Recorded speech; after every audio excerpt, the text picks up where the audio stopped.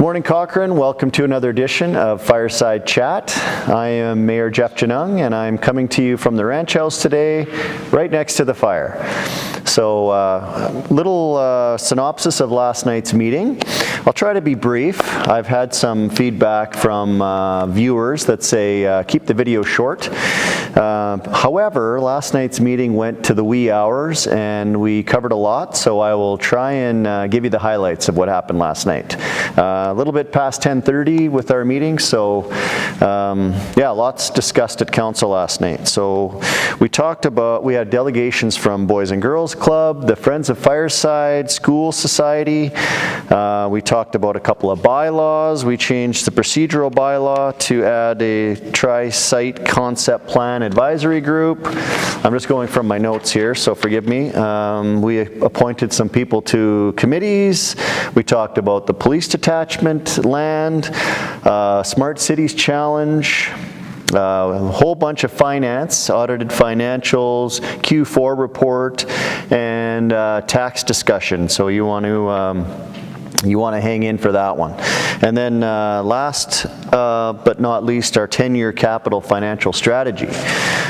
Before I get to it, I just want to say that at the end, I will have a couple of special guests. So if you can hang in with me until the end of the video, we will have a couple of people that are going to join us. I'm pretty excited about that. I hope that they are too. I've invited them to be here at the end of the video, so hang in for that. So let's get right to it. So the first delegation we heard from was from the Boys and Girls Club.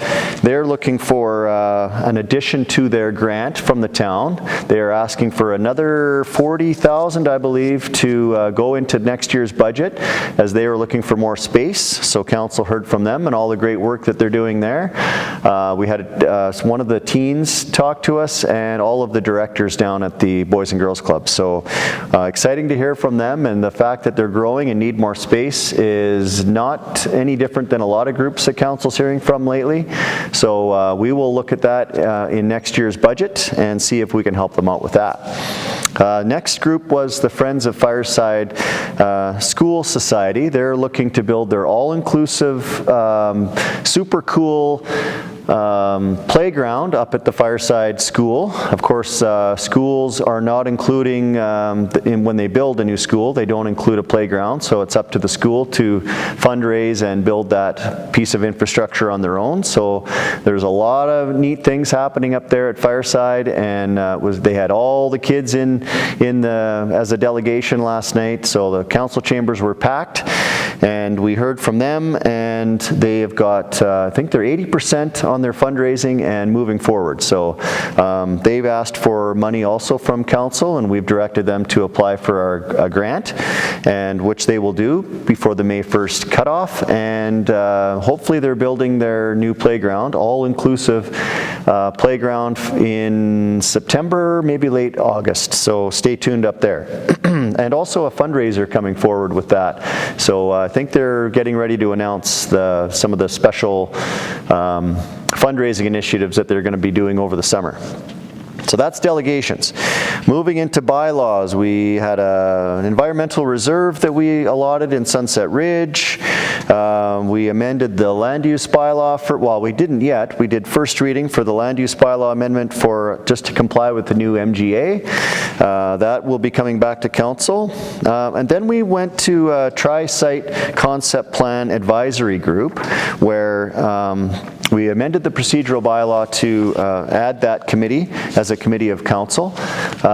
We appointed Councillor Flowers as our council representative, and that will be the site study that we're doing for the rodeo grounds, the Fifth Avenue site, and the two other sites that the town owns downtown, being the Old Esso Bulk Dealership site, where we see that as the pedestrian crossing from the historic downtown into the quarry side of town, and the other piece of land right by the library, the 1 acre that the town owns. So very important study coming up this summer. So we've amended the procedural bylaw to allow for that committee. Then we got into committee appointments. Thank you for everyone who put your name forward for public at large. We appointed 8 members from the public to sit on our Parks and Rec Committee, where Councillor McFadden also was appointed as our council rep. So we got 8 new members on the committee, and that committee will be looking at open spaces, parks, and recreation needs of the community, that as a way for council to vet all these user groups that are coming forward that have needs in the community. For rugby, we heard from last meeting. Pickleball, we talked about during the budget for last year. Those types of groups now will go to the Parks and Rec Committee first. They will get in line and present to that committee, and then that committee will present a list to council, where we will then add or look for space for them at the council level. So big things happening there. We heard from the communication department last night. It was really cool. The public engagement policy is being updated this year. It's a 4-year cycle, so this is the year that they're updating that.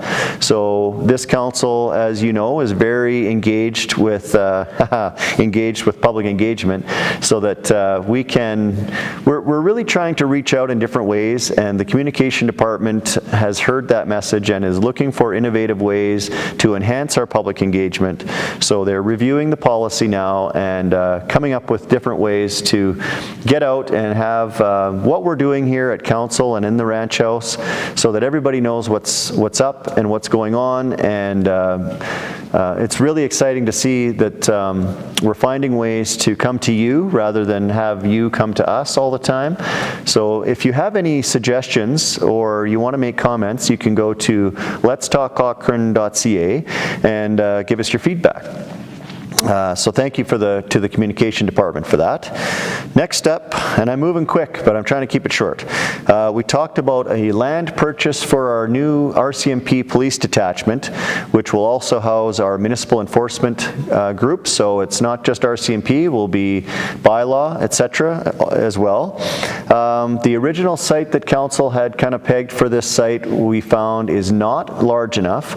After studying other new detachments that are being built around the province, the recurring theme was that there was not enough space, especially if we're adding municipal enforcement. We need extra parking, we need room for all of the people that are coming and going from the RCMP detachment, so it was deemed necessary to look for a larger space. So our admin worked with the developer in Heartland and has come up with a secondary spot with more acreage, and council voted in favor last night to go ahead with that purchase. We will then sell the old site back to the developer, so we're not on the hook for that anymore. It was another $1.095 million, I believe, that we allotted to get that extra land in the bigger site, and we're hoping to break ground late 2019, early 2020 for the new RCMP detachment. So that was quite exciting. A lot of work gone into the research behind that. We want to get it right. This detachment is going to last Cochrane for a long time. We need, with our full build out, we're expecting this detachment to be able to house all the resources that will go with a fuller Cochrane. So thank you to admin for doing all the work behind the scenes, and to the developer in Heartland for working closely with us and allowing us to enlarge our space. So that's coming soon, I guess, soon as in another year or so. Next up, something very dear to my heart that you've heard me talk about lots, is the Smart Cities Challenge. Today, April 24th, is the day that our application is due. We have our application in. I'm excited to say that council endorsed last night that we are going for the $5 million category. I did talk lots about going for the $50 million. We had our technical advisory group that advised and recommended to council that we only go for the $5 million because we have a better shot in their eyes of funding from the federal government if we were to pare back our application. Our idea is not a $50 million idea. So we felt it was in the best interest of the community to actually have a good chance at getting funding in the $5 million category. So I had to check my ego a little bit, and I'm still super excited about this initiative. Cochrane becoming a smart city. There's basically you can see our statement online, but we are going for a free Wi-Fi platform in Cochrane where every home, every business in Cochrane would be hooked up to a town utility Wi-Fi, and I'm so excited about the spin-offs of this, the economic development driver that this will become. The quick math is that we would be able to provide internet services at 100 megs per household for around $7. And these are all estimates at this time.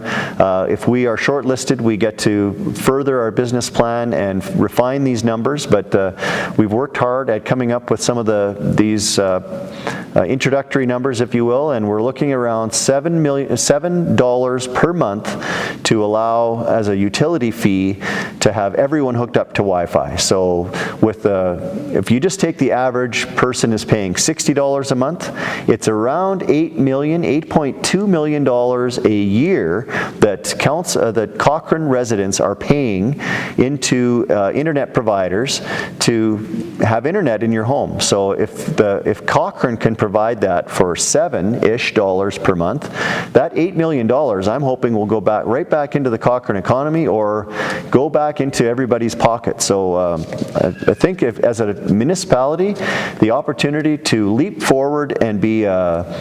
tech-friendly community, attract more tech companies for a Wi-Fi platform in Cochrane is just so exciting. There's so much in that Smart Cities Challenge. I can't get to it all in this video, but if you want to connect with me, I'd be happy to walk you through it. It is something that I hope that we're shortlisted for, and we'll find out, I think, coming up in the fall or winter. So stay tuned. Next, finance, super exciting stuff. We had our 2017 audited financial statements. Nothing out of the ordinary there, so council approved the report from our auditors. We moved into Q4 financial report. Happy to report we had a surplus from last year that we allotted to our infrastructure deficit, we're calling it. So we're putting it against, basically putting it in we're calling it our heritage fund, if you will. The province of Alberta used to have this heritage fund that we saved for a rainy day. We're trying to do that now as a council, put money aside whenever we have a surplus so that we're more in a position to leverage funding, cut down borrowing costs, etc. So happy to say our surplus went into that reserve. And then the very next item we talked about taxes. So we did our assessment review over the year. The assessments are down slightly. So we based our budget, and this is a bit of a technical talk. Hopefully I get it correct. Assessments came in slightly lower than what we budgeted. We budgeted for 4%. They came in at 3.7%. So when we set our tax rate at 3.0%, that would give us a shortfall of around $97,000. So we were very close, but instead of coming back and asking for a higher tax rate, councils before us and administration, to their credit, has a tax stabilization fund available where we took $97,000 from to make up the shortfall. So we are holding the line on taxes. We are not raising taxes to make up that bit, and we're confident that growth, etc., will exceed our conservative 4% growth rate for this year, and hopefully we're in a position next year at this time to be talking about another surplus. So that's the short story there. Next up, 10-year capital financial strategy. If you come visit us at the trade show, we will have the 10-year capital plan all laid out on a big board. You can look at the 10 years of capital projects that council is trying to get done. In those we have, and I'm just going by memory here, so the bridge obviously is moving forward. We're widening Center Avenue to 4 lanes as it crosses the CPR rail tracks. We're looking at, there's the pedestrian crossing in Heartland going into West Terrace for pedestrians to get across the tracks, so you would no longer get tickets. We've got a whole list of things on there. Even way out in the 10th year is a $32 million project to get underneath the tracks at Center. We left that in the 10-year plan just to show everybody that that is quite an expensive project, but we have not forgotten it or pushed it off. We'd like to keep it on the books. But again, 10 years out is lots can change, and we'd like to get some of these other projects done, including upgrading the highway at Center and 5th for the roundabouts that we've been talking about. They're in this capital plan. So lots to talk about. $293 million over the next 10 years we're spending on large, mainly traffic-related infrastructure. So that is what we talked about last night.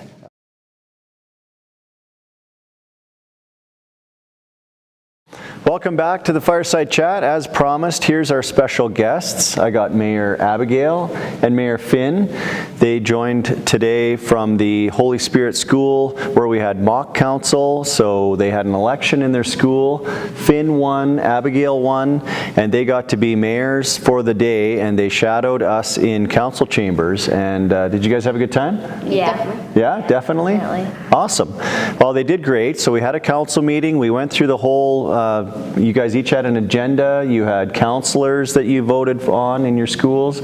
You had a full administration team and a whole gallery full of kids. So Abigail, what was your issue that you brought to your council today? It was transit.